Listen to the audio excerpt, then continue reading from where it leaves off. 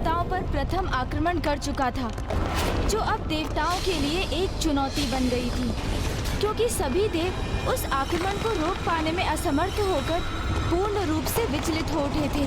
वहीं अब कुमार कार्तिकेय को ये आभास हो गया कि उनसे एक बहुत बड़ी भूल हो गई है।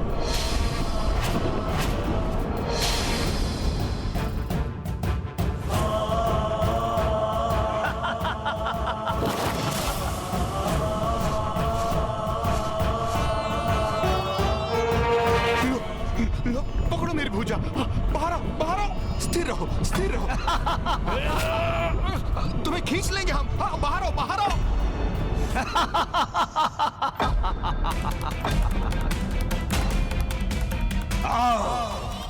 आ जाओ देव सेनापति कार्तिकेय। यदि अब भी तुम युद्ध आरंभ करोगे तो तुम स्वयं अपनी सेना के विनाश के उत्तरदायी होगे।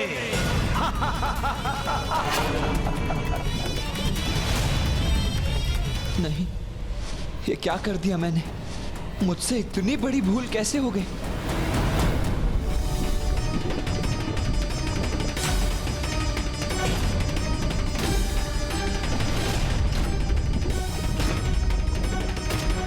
मुझे अपनी भूल सुधारनी होगी, तभी देवसेना सुरक्षित होगी। किंतु उसके पूर्व मुझे इन सभी सैनिकों की रक्षा का कोई उपाय करना होगा।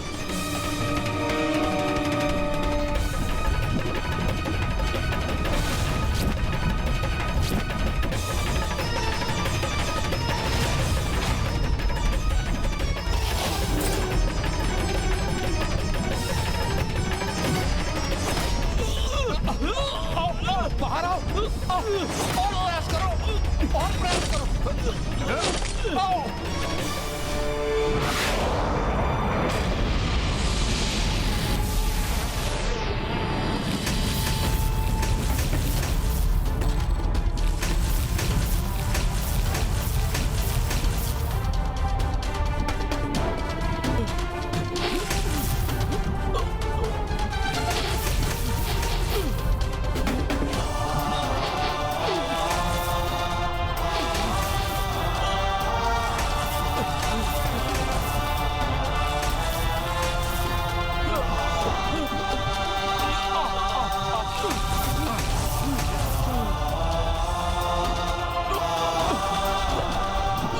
हमारा संकट दूर हुआ। हर हर महादेव, हर हर महादेव। देव सेनापति कुमार कार्तिकेय, अद्भुत। देश सैनिकों को रक्षित करने हेतु आपने अति उत्तम युक्ति अपनाई। अद्भुत।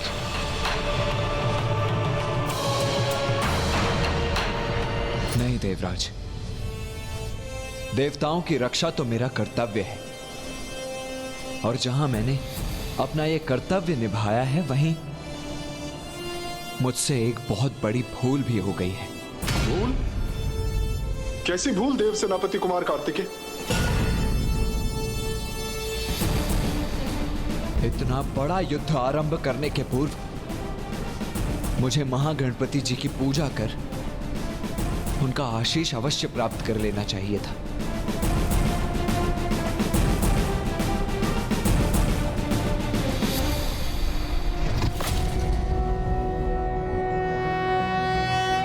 नमस्ते ब्रह्मरूपाय विष्णुरूपाय ते नमः। नमस्ते रुद्ररूपाय करिरूपाय ते नमः। विश्वरूप स्वरूपाय नमस्ते ब्रह्मचारिणे। भक्तप्रियाय देवाय नमस्तुभ्यं विनायक। ॐ सिद्धिबुद्धिसहिताय महागणपतये नमः।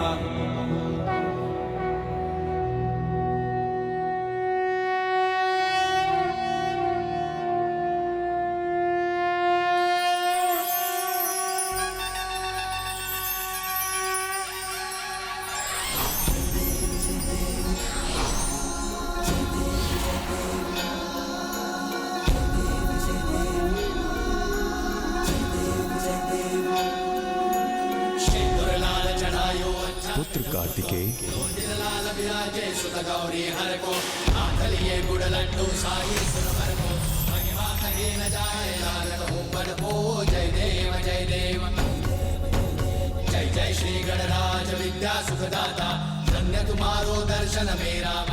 प्रभु हमारी रक्षा कीजिए।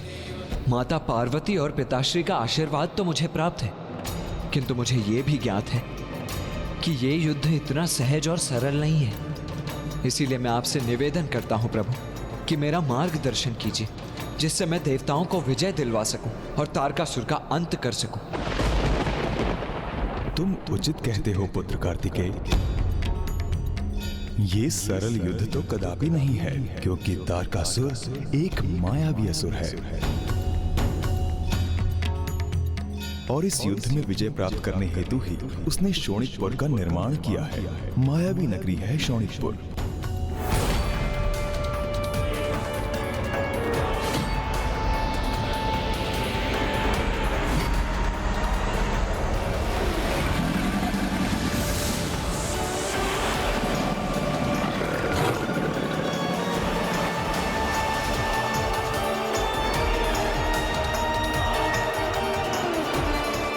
सदा स्मरण रखना, जो दिखता है वो वास्तव में वैसा नहीं है। शोणितपुर का यही रहस्य है। प्रभु, आपके मार्गदर्शन के लिए आपको कोटि कोटि धन्यवाद। अब जब मुझे शोणितपुर की वास्तविकता का भान हो ही गया है, तो मैं इस भ्रमजाल में अत्यंत सतर्क रहकर तारकासुर तक पहुंचने का कोई मार्ग ढूंढूंगा। आपको शत शत नमन महागणाधिपति जी।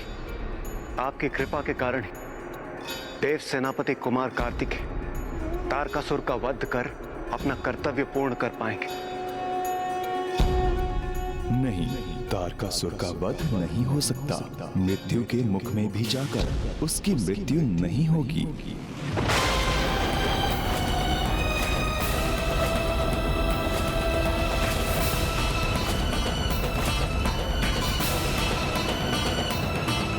किंतु प्रभु, तारकासुर को प्राप्त वरदान के अनुसार उसका वध एकमात्र महादेव पुत्र कुमार कार्तिकेय द्वारा ही संभव है। और जब स्वयं वो उसका वध करने के लिए तत्पर है, तो फिर वो कैसे सुरक्षित रह सकता है?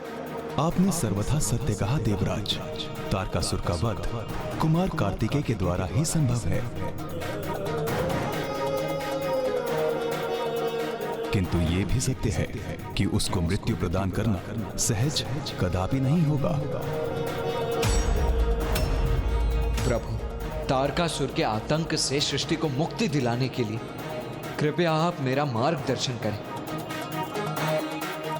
पुत्र, असुर अपने प्राण अपने निकट न रख उन्हें अनेक अन्य स्थानों पर छुपाकर सुरक्षित रखने के अभ्यस्त हैं। यही तारकासुर ने भी किया है। उसने अपने प्राण एक खड़ग में छिपा कर रखे हैं।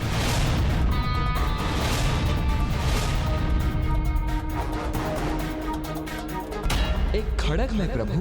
तारकासुर की माया नगरी में उसके भवन के भीतर एक माया जाल से सुरक्षित एक स्वचालित खड़ग है।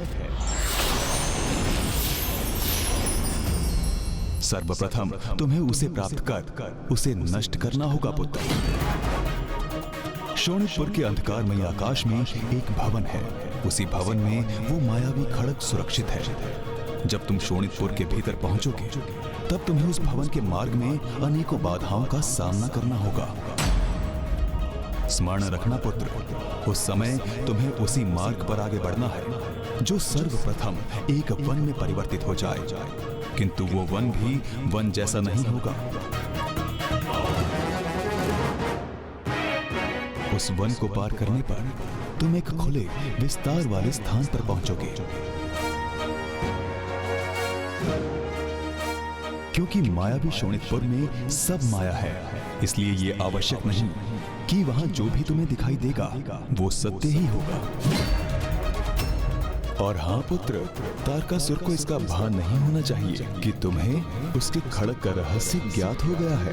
अन्यथा तारकासुर उस भवन तक पहुंचने की तुम्हारी यात्रा को असंभव बनाने का हर संभव प्रयास करेगा। इसलिए उचित तो यही होगा कि उस खड़ग को प्राप्त कर उसे नष्ट करने का तुम्हारा मुख्य उद्देश्य तारकासुर से छिपा ही रहे। और उचित है।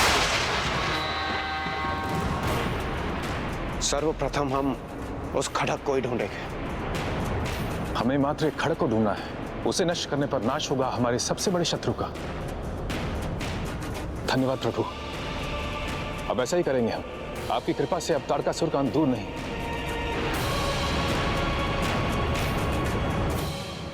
तारकासुर के रहस्य को हमारे समक्ष उजागर कर हमें उचित मार्ग दिखाने के लिए आपको कोटि कोटि धन्यवाद। अब हमें आशीष दीजिए प्रभु कि हम शीघ्र ही सफलता प्राप्त कर सकें।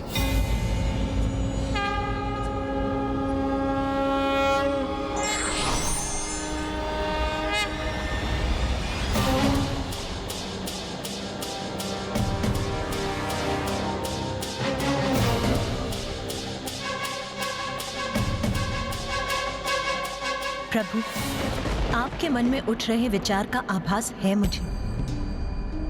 प्रिय पुत्र कार्तिक और देवता उस खड़क को ढूंढने में इतने तत्पर हो गए हैं कि उन्होंने महागणपति जी के कथन को संपूर्णता से नहीं सुना। शोणितपुर एक मायावी स्थान है जहां उस खड़क को सुरक्षित रखने हेतु अनेकों मायावी जाल बिछाए होंगे इस तारकासुर ने।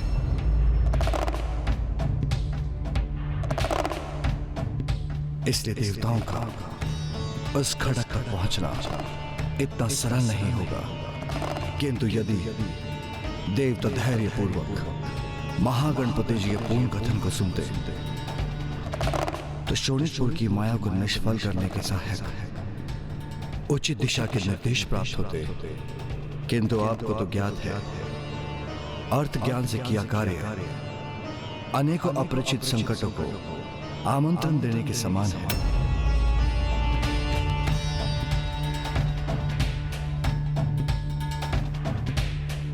उचित सुझाव को ध्यान से ग्रहण कर उसे उसकी पूर्णता से ग्रहण करना एक बहुत बड़ा गुण है। पुत्र कार्तिकेय और देवताओं को इस गुण को अति शीघ्र सीखना ही होगा।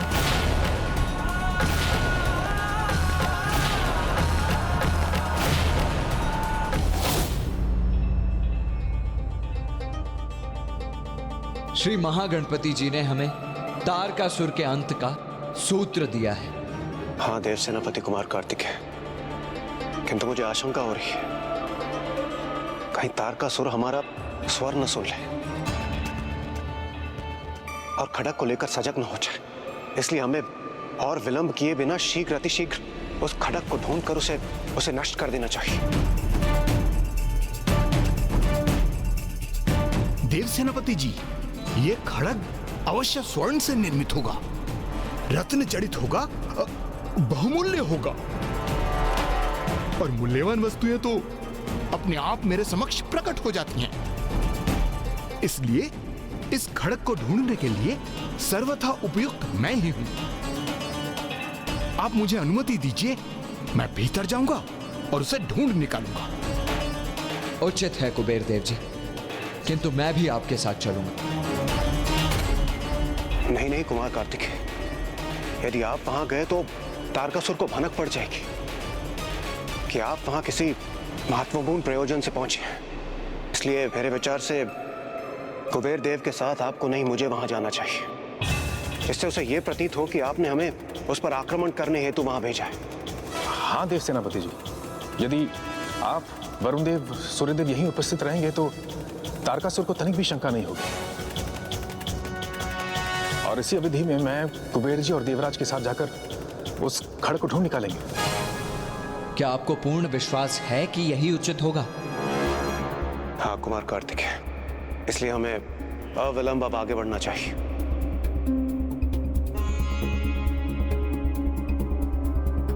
उचित है, फिर मैं यहीं स्थित रहकर निगरानी रखूंगा। किंतु वो तारकासुर अत्यंत कपटी है। पूर्व में भी उसने अपने मायावी शीश के मुख से अग्नि प्रवाहित कर देवसेना को आहत करने का प्रयत्न किया था, तो वो आपके मार्ग में भी बाधाएं अवश्य उत्पन्न करेगा।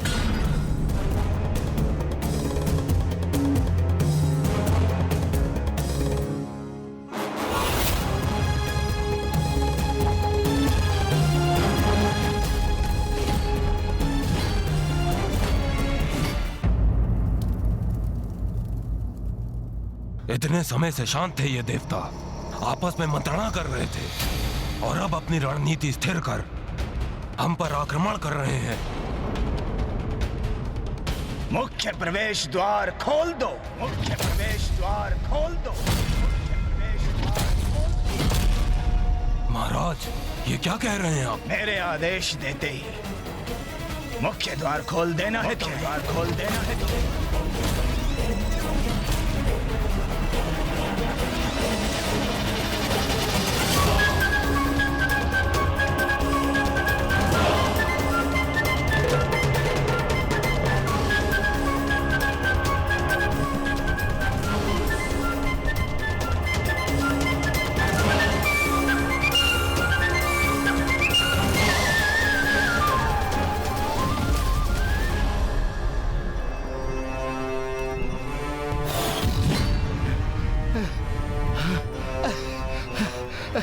इंद्रदेव!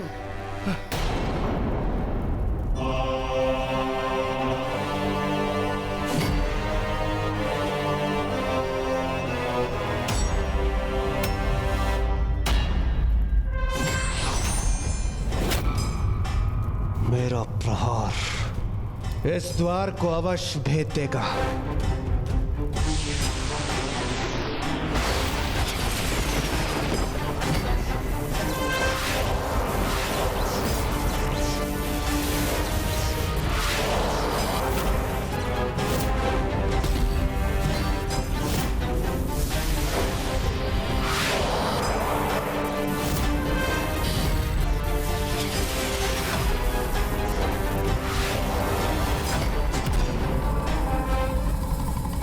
खोल दो मुख्य द्वार को, इसे क्षण।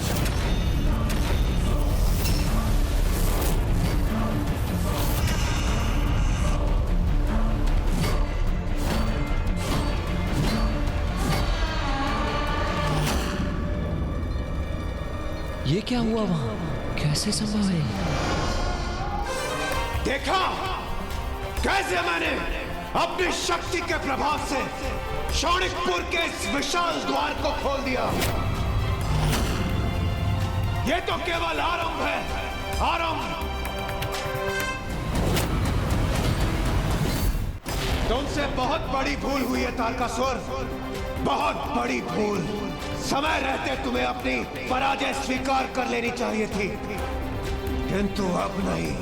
अब शौणिकपुर का विनाश सुनिश्चित है और मैं इसे भस्म करने के पश्चात ही यहां से लौटूंगा। नहीं, ये मेरा दृष्टि भ्रम नहीं, सत्य था। इंद्रदेव की विद्युत ऊर्जा से नहीं, अपितु स्वतः ही खुला है ये शौणिकपुर का मुख्य द्वार। इसका तो एक ही अर्थ होता है कि तारकासुर ने स्वयं द्वार खोलकर इंद्रदेव को भीतर प्रवेश करने दिया। किंतु ऐसा क्यों किया उसने?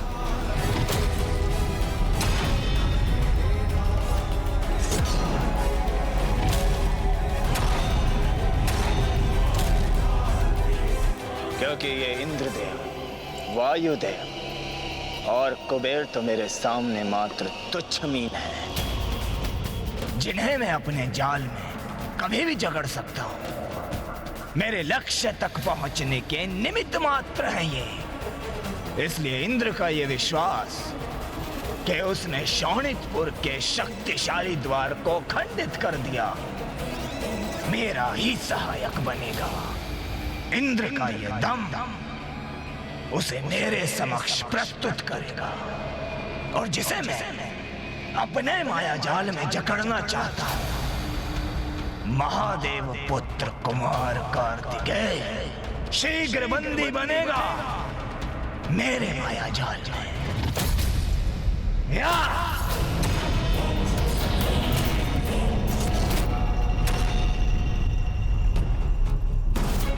सावधान तारकासुर, अब तो न तुम शेष रहोगे और न ही तुम्हारा आतंक।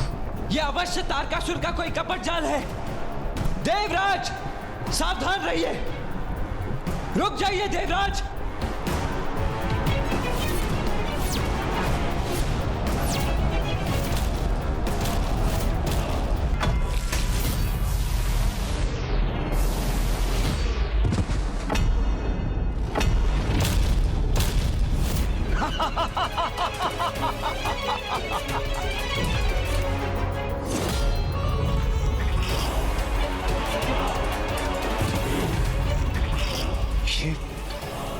कैसा सुरक्षा कवच है जिसने हमारा मार्ग बाधित ही नहीं किया, अभी तो मुझे हाथ भी कर दिया।